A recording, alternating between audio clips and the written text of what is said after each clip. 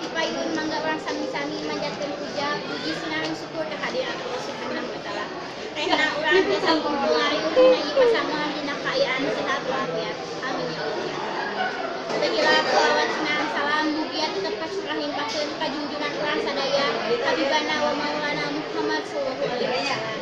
Ka para keluargana, para sahabatna, mugia tudulina urang sadaya salaku umatna anu tumut taat kana ajaran mantena dibikeun ka yaumil akhir. Amin ya Allah.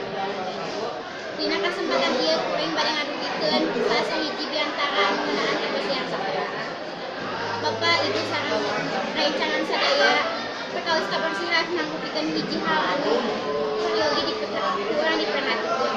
Naon artina kabersihan nanggupikeun hiji kunci kahirupan urang di alam dunia, di mana urang bisa ngarawat kebersihan lingkungan sakola tatanapi lingkungan rumah tanggi hartosna urang biasa ngalaksanakeun tina sabagian iman. Lamun tina hadisna nyaeta kabersihan mangrupikeun sabagian ti iman. Begituna urang salaku siswa kedah ngalaksanakeun kabersihan sakola. Lingkungan sakola bisa bersih lamun urang bisa ngajagana. Begituna kabersihan sakola kudu dipiara kalawan sae sangkan urang jauh tina kotoran lingkungan anu ti panyakiteun.